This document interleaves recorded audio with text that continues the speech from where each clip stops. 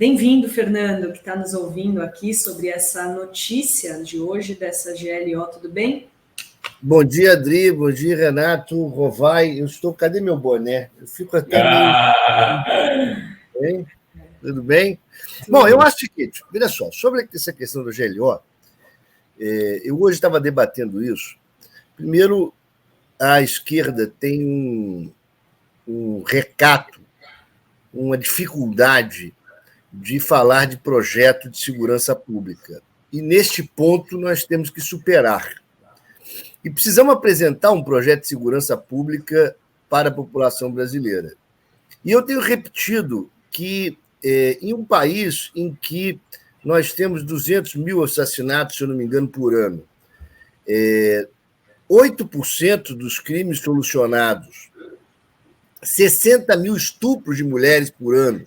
E quando nós vamos ver o sistema penitenciário brasileiro, verificamos que nós ainda prendemos negros, pobres, por crimes contra o patrimônio e crimes de droga.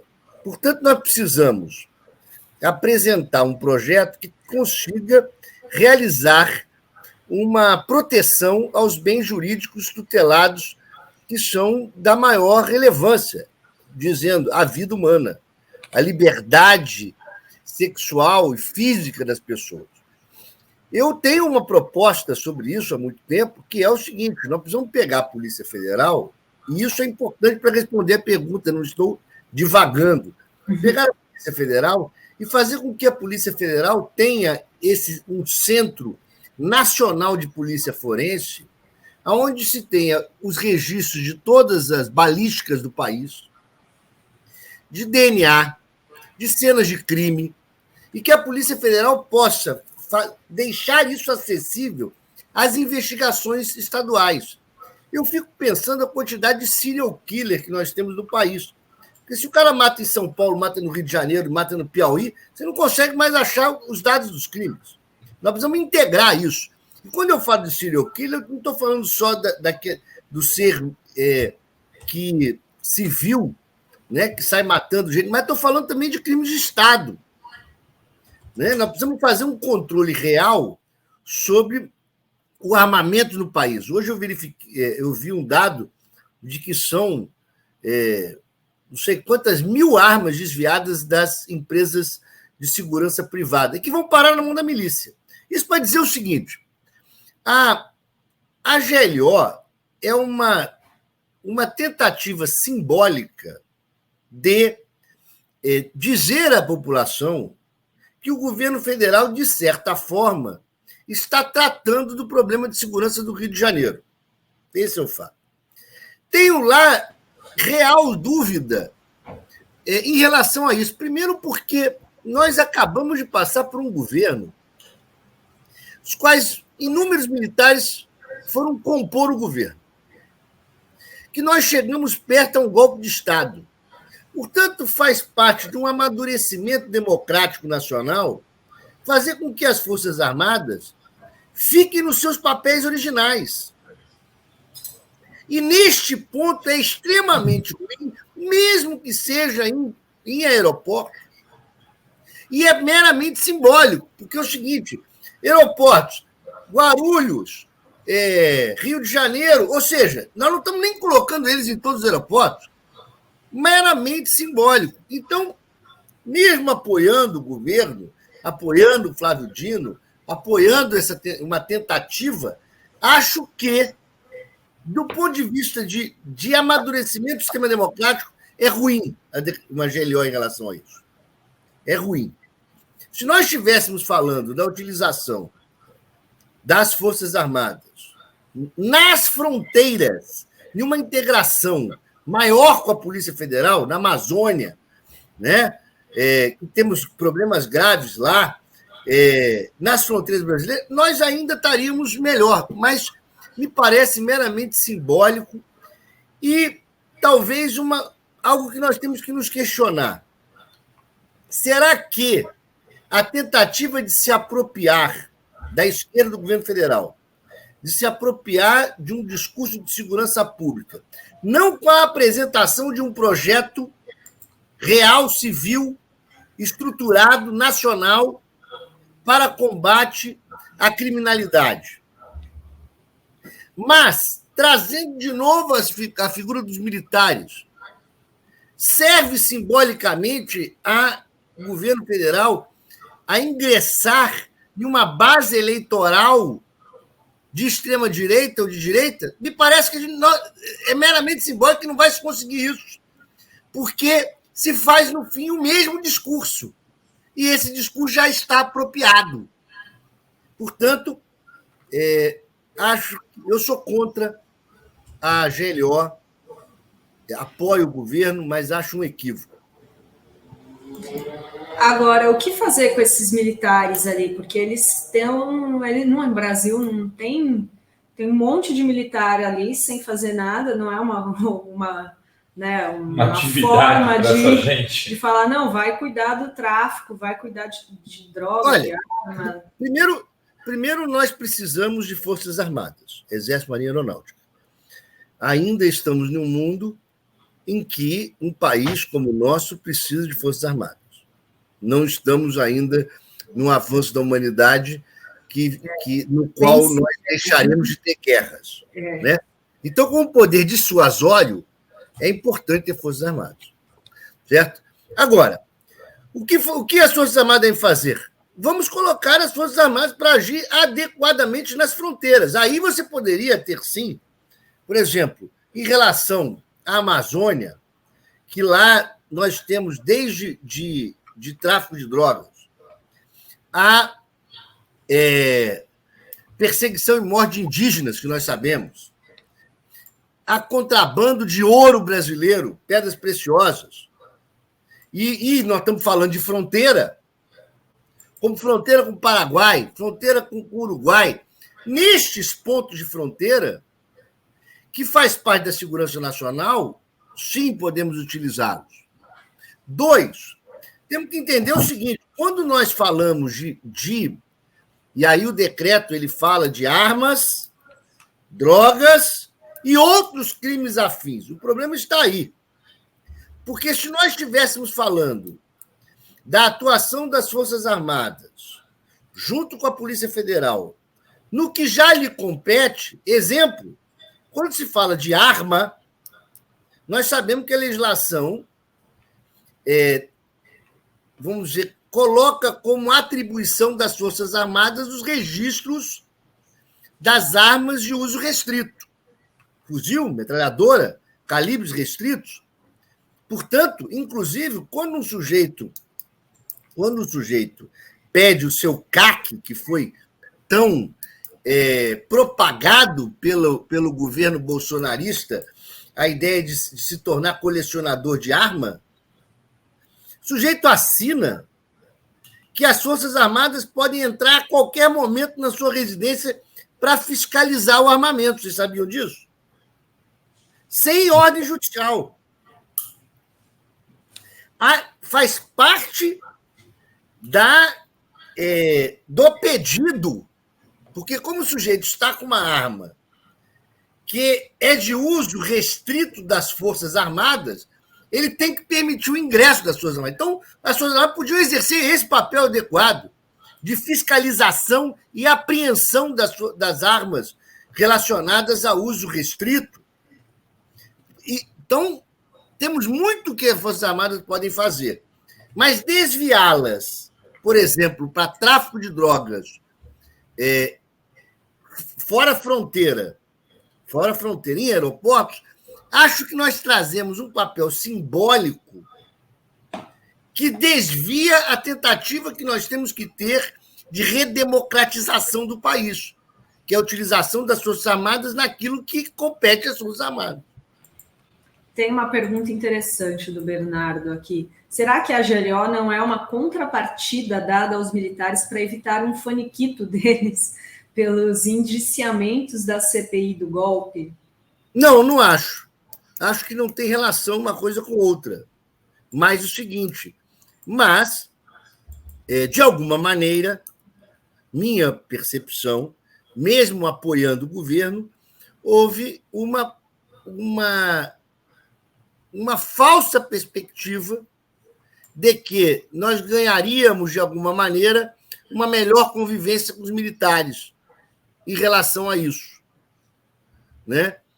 Mas a minha compreensão é que nós nem ganhamos uma convivência adequada dos militares, porque continuamos trazendo os militares para funções que não são inerentes a eles, continuamos mantendo simbolicamente e ideologicamente a possibilidade dos militares contribuírem com segurança pública, que não é o seu papel, e que nós precisamos, no caminho da redemocratização, fazer com que isso seja algo intransponível. Então, uma perspectiva, neste ponto, imediatista, de tentativa de colher um discurso que não pertence ao governo federal eleito do Lula.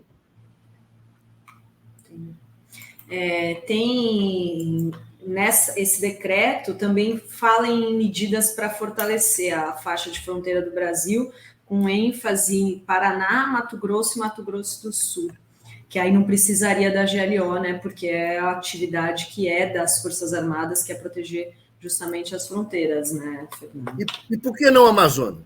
Né? Por que não, Amazônia?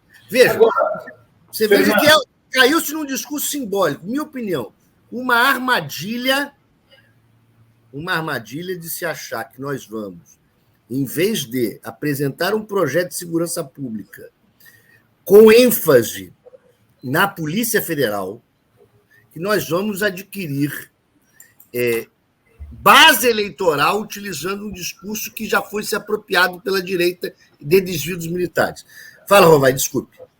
Não, eu ia te perguntar o seguinte, né? Se, de alguma maneira, a gente não pode dizer que portos e aeroportos são fronteiras por onde entram dezenas, centenas de milhares de toneladas de produtos e de pessoas. Veja, primeiro não são fronteiras. Não, sim, eu estou falando de maneira figurada. Não são fronteiras, mas mesmo sendo figurada, existem áreas nos aeroportos internacionais que são consideradas áreas intermediárias, né? Porque são áreas de desembaraço de produtos. Bom, só que, veja, militar fardado com fuzil nesses locais é o mesmo que nada. Porque o que é necessário para sufocar a remessa de material ilícito, digo, drogas, nos aeroportos, e a apreensão de fuzis, né, de armamento, tanto nos aeroportos quanto nas fronteiras, serviços de inteligência. Este é o fato. Esse material não passa sem estar escondido.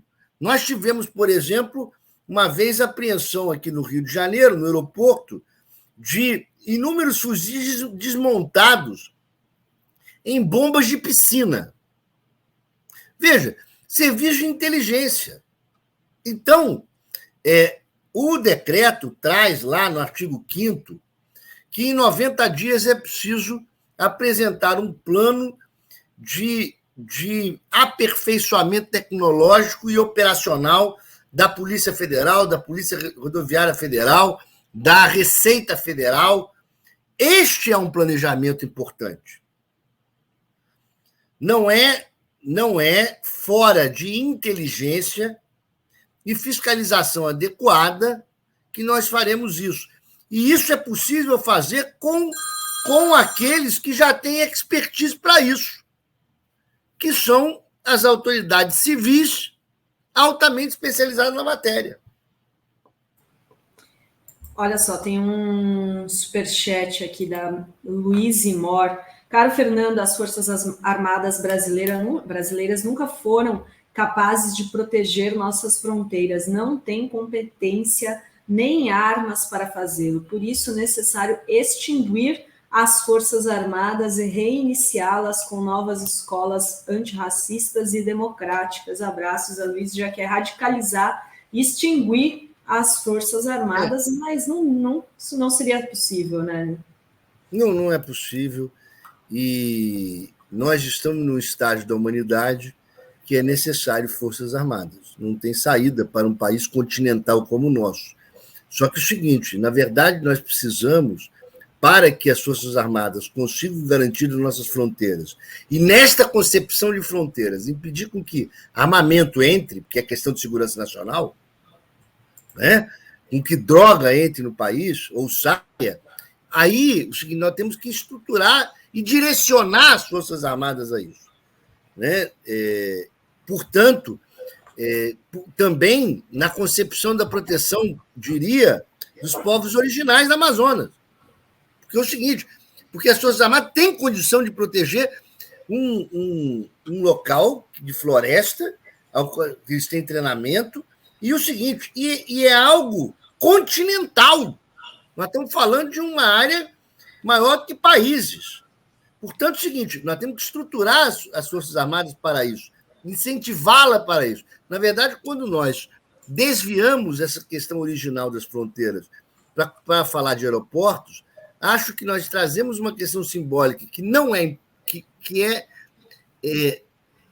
ruim para o amadurecimento do nosso sistema democrático, ainda mais quando nós acabamos de sair em relação a uma tentativa de golpe.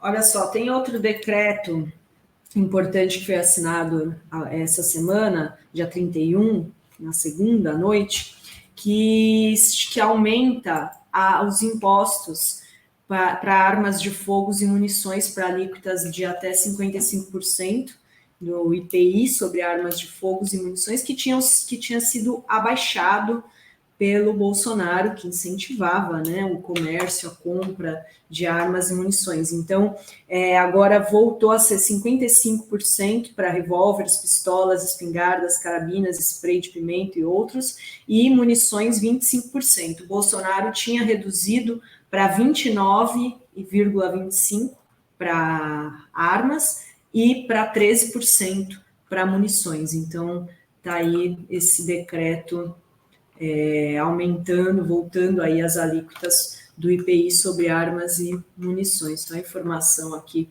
também... Excelente, porque é o seguinte, porque quem tem... Veja, eu não sou absolutamente contra a questão de arma. Eu, inclusive, votei contra o decreto de desarmamento. Mas isso é diferente a ser a favor de uma campanha armamentista feita pelo Bolsonaro, que leva maluco comprar arma. Agora, ter arma não é direito de ninguém. Ter arma é uma concessão do Estado.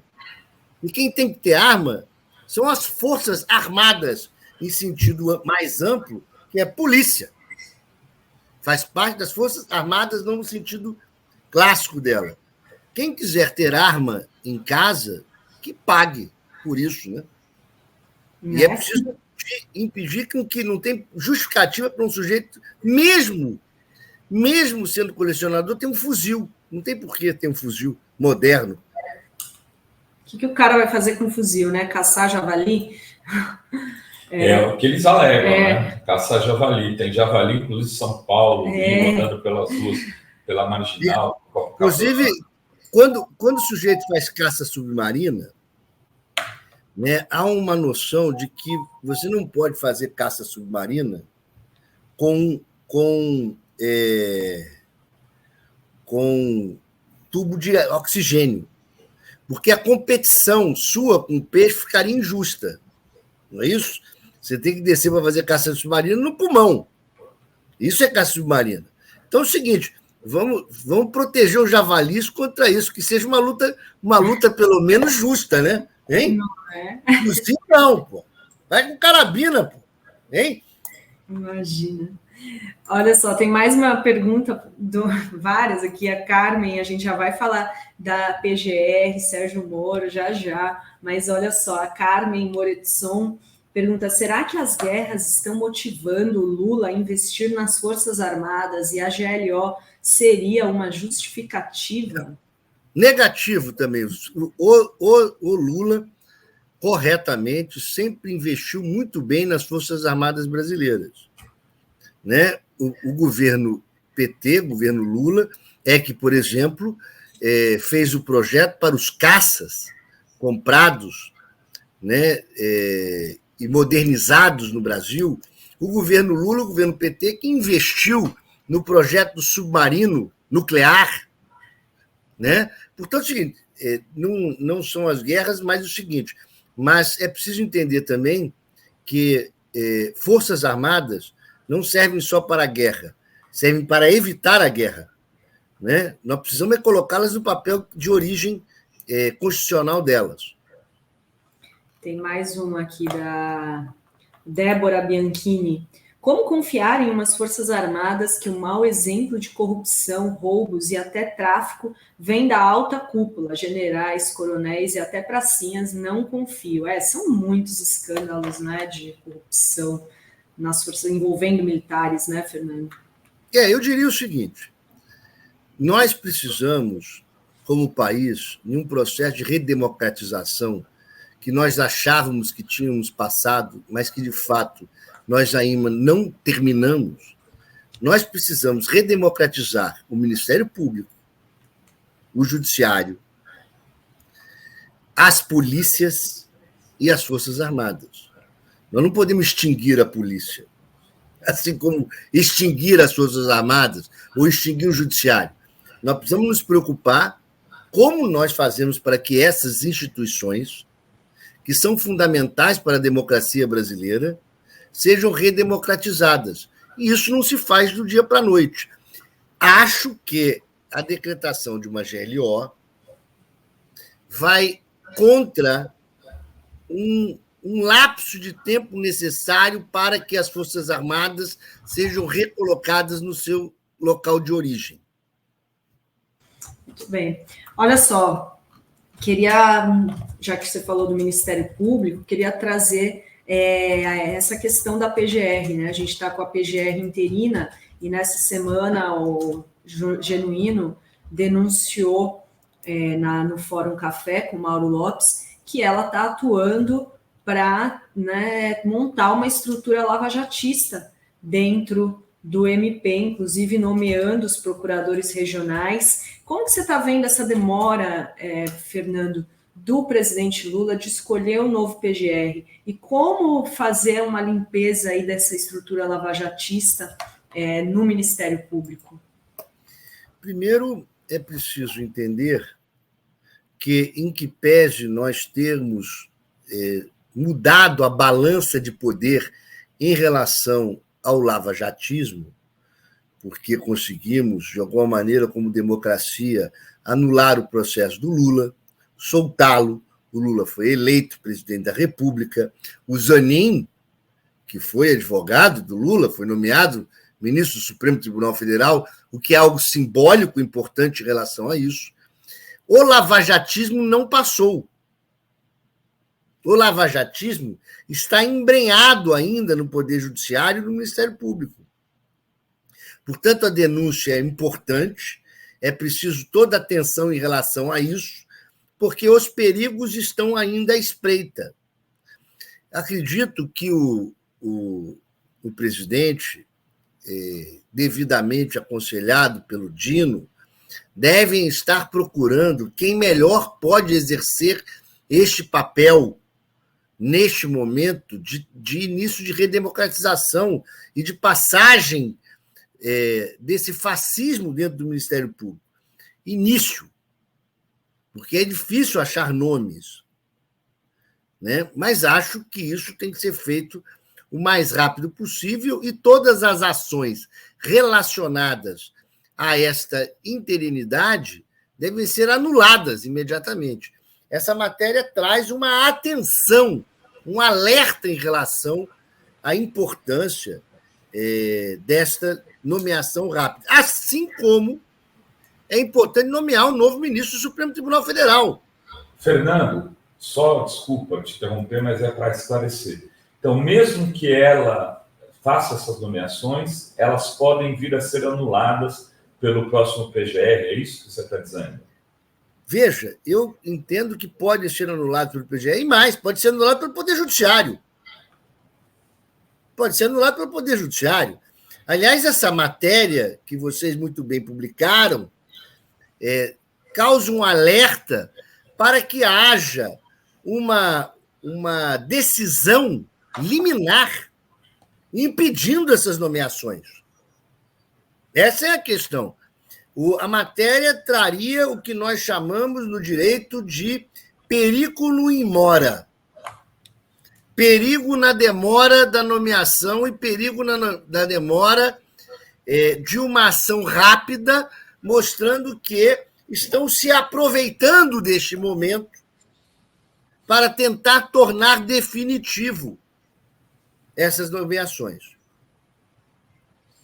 É uma estratégia ruim, né, Fernando? Vamos falar de forma clara.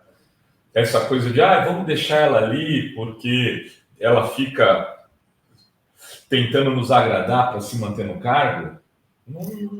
Eu acho o seguinte, há um ditado que é simples, de que o seguinte, que não há vácuo no poder, né? Pois é. Portanto, no momento em que não se coloca... Vazio, né? Não há lugar vazio. Então, portanto, nesse momento, ela está avançando na capacidade de poder. Ela não foi nomeada pelo presidente, não foi nomeada pelas forças populares que elegeram o presidente e vai avançar nisso. Portanto, é necessário, diante desse alerta, é necessário imediatamente ocupar este poder. E você ia falar sobre a vaga do Supremo, eu te cortei. Mas quero então fazer uma pergunta já bem...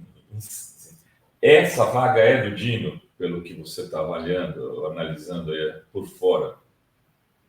Olha, eu acho o Dino um excepcional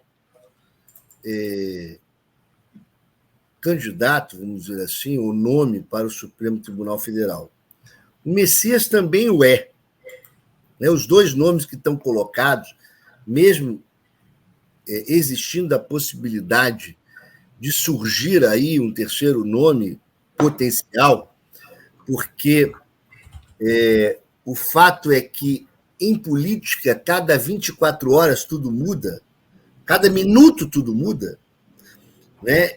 E a indefinição na nomeação coloca em risco os nomes. Esse é o fato. A cada dia que se adia a nomeação de um desses nomes, e aí também o Flávio Dino, queria lembrar o seguinte, no concurso que o Sérgio Moro entrou por repescagem, Flávio Dino foi em primeiro lugar. Flávio Dino exerceu, como juiz federal, a assessoria do ministro Nelson Jobim no CNJ e no Supremo Tribunal Federal. Foi presidente da AJUF, Associação dos Juízes Federais. E ainda tem aí jornalista na mídia dizendo que ele não é jurista, que ele é político.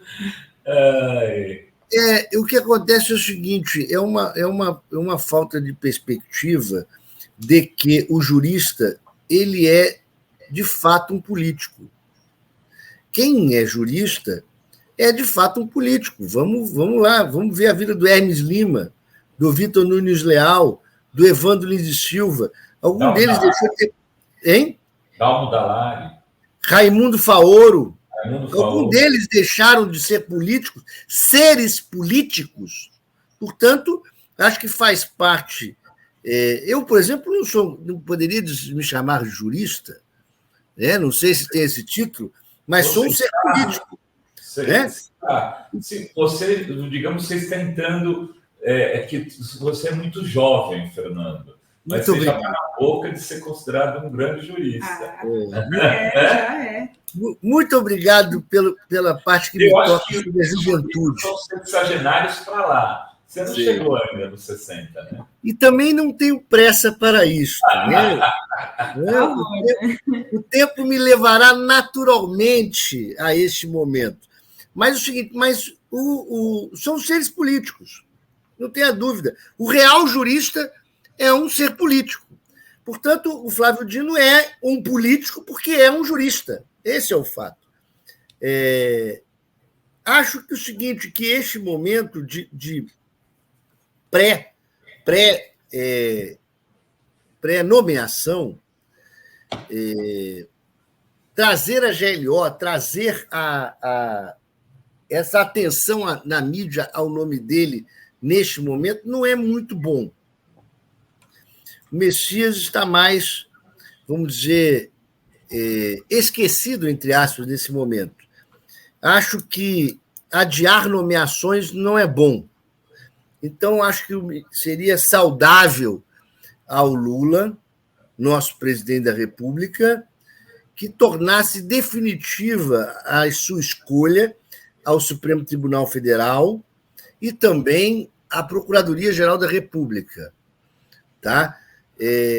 A Rosa Weber ainda não saiu, né? Saiu já.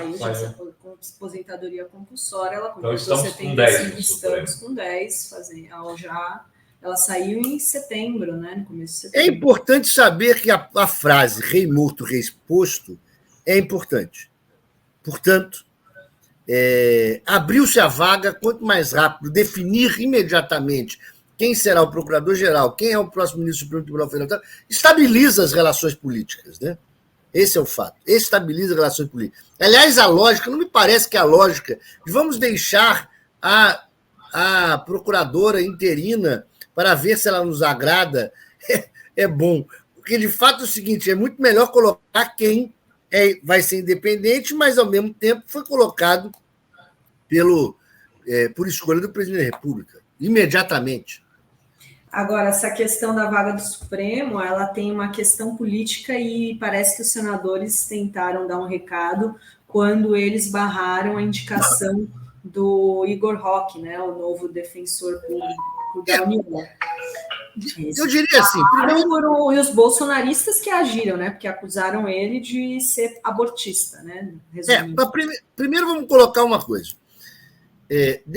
A Defensoria Pública deveria pensar em fazer um movimento para tirar a possibilidade de aprovação do nome ao Senado. Não tem menor cabimento se submeter o advogado ao Senado. Não tem, isso aí é um absurdo que precisa ser resolvido. Mas vamos colocar o seguinte, a nomeação de um ministro do Supremo Tribunal Federal, o fato é que nós não temos precedentes, talvez um na história, só de um médico que foi indicado para ministro supremo, na época que a Constituição permitia que o sujeito não fosse nem formado em direito, e esse teve o nome rejeitado. Não tivemos outro rejeitado. Portanto, essa balança entre o Senado e o Executivo, ela não é tão forte assim. E o seguinte, os senadores, no momento em que se nomeiam um ministro do Supremo Tribunal Federal, o fundo dos senadores tem medo de causar problema com o nome que geralmente é aprovado. Há uma adaptação natural em relação a isso. Então,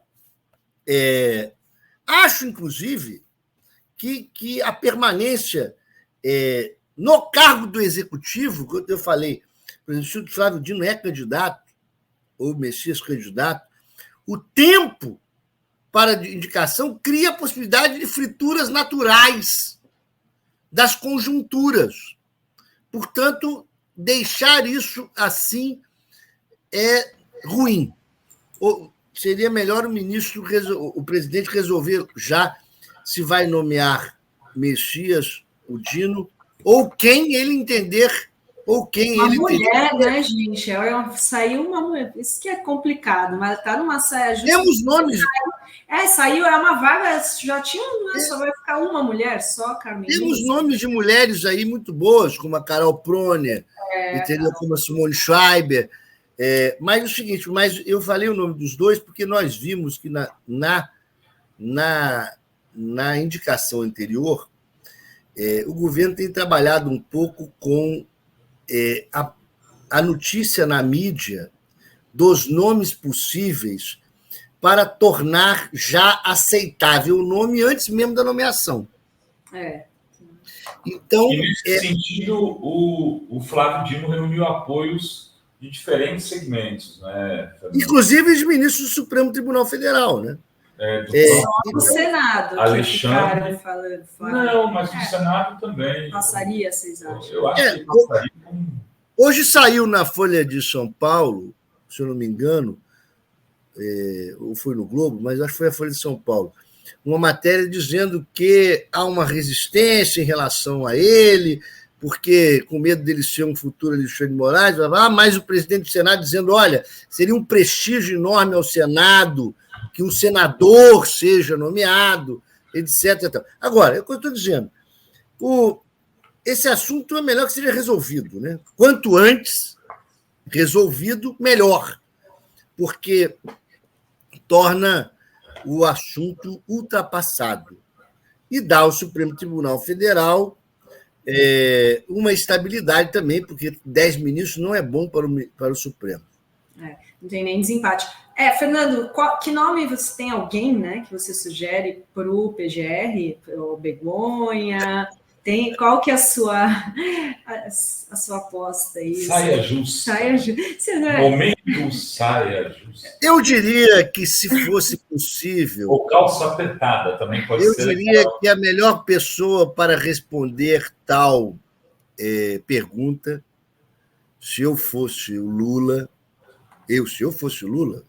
que não sou e não vai fazê-lo, eu pagaria o telefone e ligaria para o Juarez Tavares, ex-professor, né? Não é ex-professor, é professor, ex-membro do Ministério Público, atuou na Procuradoria-Geral perante o STJ, pós-doutor em Direito Penal na Alemanha, portanto, conhece muito bem a instituição e diria que eu confiaria no nome que o Juarez Tavares indicasse.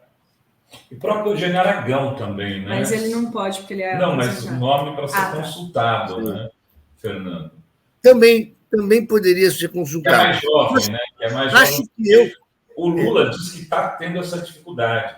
Aquele que ele conhecia, saíram já não estão mais em atividade. Acho que eu, neste caso, seria tão suspeito quanto o Sérgio Moro para falar de nomes. Prefiro não me manifestar. Entendeu? Bom, acho que já contribuí com o programa de vocês hoje. Sim. Quero te agradecer aí num dia de feriado, Fernando Fernandes, ao invés de estar passeando pela orla da Zona Sul, carioca, por um lugar que eu sei que ele gosta muito, mas não vou citar aqui, está aqui conosco, veja só. Menino do Rio, calor que provoca do Rio. Bom, obrigada, Fernando. Valeu, Fernando. Bom feriado para você. Até a próxima. Tchau.